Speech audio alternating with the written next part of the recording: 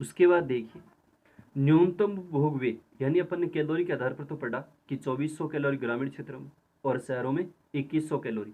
न्यूनतम उपभोग यानी प्रति व्यक्ति न्यूनतम जो खर्च है उसके अनुसार देखें तो भारत में एक तेंदुलकर समिति बनी 2011-12 में, उसने अपने आंकड़े दिए।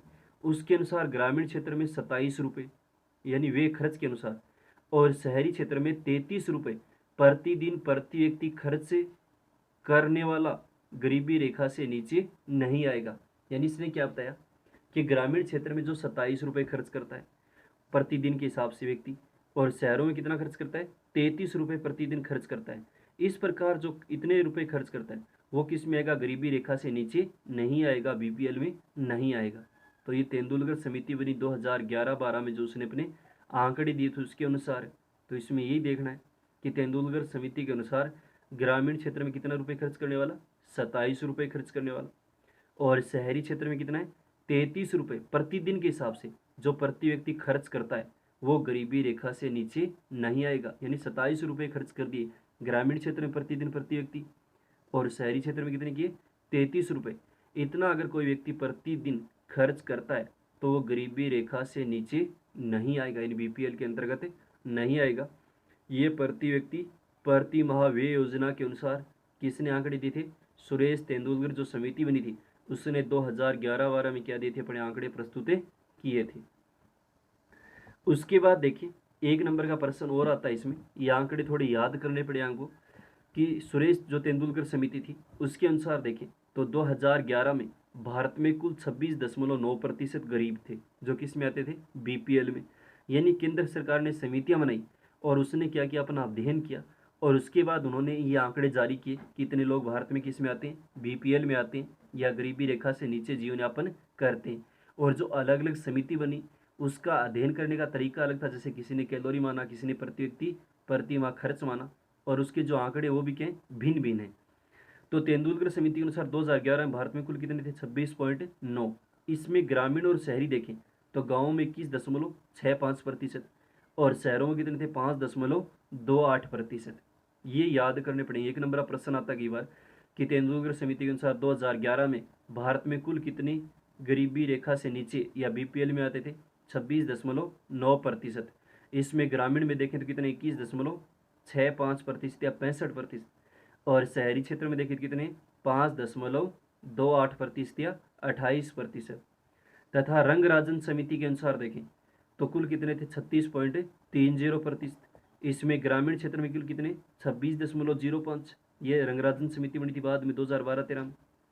और शहरी क्षेत्र में देखें तो कितने, 10.25% जनसंख्या किस में आती है, बीपीएल वर्ग में आती है, गरीबी रेखा से नीचे आती है। तो ये अलग अलग आंकड़े और अलग अलग इन्होंने अपने आधार पर सर्वे किया या जो सर्वेक्षण किया भारत में, उसके आधार पर क्या निकाले, आंकड़े निकाले कितने लोग इसमें आते हैं, बीपीएल में या गरीबी रेखा से नीचे जीवन यापन करते हैं। तो ये इनके प्रतिशत याद करने पड़ेंगे, एक नंबर में आ सकते हैं कि तेंदुलकर समिति के अनुसार देखें तो 2011 में भारत में कुल कितने थे, 26.9%। इसमें ग्रामीण में 21.65% और शहरी में 5.28%। तथा रंगराजन सी रंगराजन समिति थी उसके अनुसार देखें तो भारत में कुल कितने आते हैं, गरीबी में 36.30%, और इसमें ग्रामीण में 26.05 और शहरों में कितने लोग आते हैं, 10.25% जो जनसंख्या है या जो लोग हैं वो किस में आते हैं, बीपीएल या गरीबी रेखा से नीचे जीवन यापन करने वाले लोग हैं। तो ये अलग अलग समितियां बनी, सी रंगराजन समिति और तेंदुलकर समिति, और उसने अपने अलग अलग क्या दिए, आंकड़े दिए हैं। तो इसमें प्रतिशत देखना, कई बार एक नंबर का प्रश्न आ सकता है कि सुरेश तेंदुलकर के अनुसार 2011 में कुल कितने प्रतिशत गरीब लोग थे, या सी रंगराजन समिति के अनुसार भारत में कुल कितने गरीब प्रतिशत लोग थे, तो वो देखना है। उसके बाद देखिए गरीबी उन्मूलन रोजगार कार्यक्रम पढ़ेंगे अपन, यानी बहुत सारी योजनाएं, बहुत सारे कार्यक्रम है अपन, यानी 15-20 कार्यक्रम ये योजनाएं पढ़ेंगे जो केंद्र सरकार, भारत सरकार द्वारा क्या की गई, शुरू की गई हैं।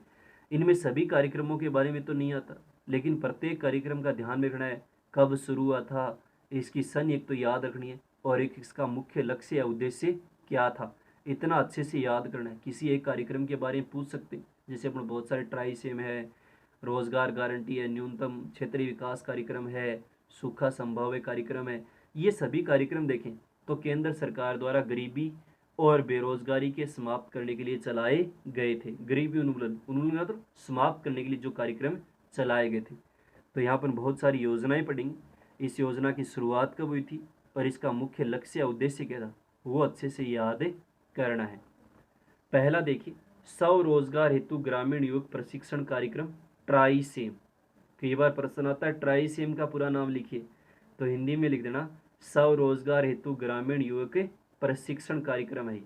यानी ग्रामीण जो युवक हैं बेरोजगार 18 से जो 35 वर्ष के आते हैं, उनको खुद का रोजगार चलाने के लिए क्या जाता है, प्रशिक्षण दिया जाता है। तो ये अपना पहला कार्यक्रम स्वरोजगार हेतु ग्रामीण युवक प्रशिक्षण कार्यक्रम या ट्राइसेम। कई बार ट्राइसेम का पूरा नाम लिखना आता है कि ट्राइसेम क्या है, इसका पूरा नाम लिखिए। तो स्वरोजगार हेतु ग्रामीण युवक प्रशिक्षण कार्यक्रम या ट्राइसेम। इसे देखें तो 15 अगस्त 1979 को केंद्र समर्थित योजना के रूप में शुरू किया गया था। कई बार आप ये सन ध्यान रखना है। और मुख्य उद्देश्य, ये योजना कब शुरू हुई थी, 15 अगस्त 1979 को केंद्र समर्थित योजना है, यानी केंद्र सरकार के द्वारा ये शुरू की गई थी।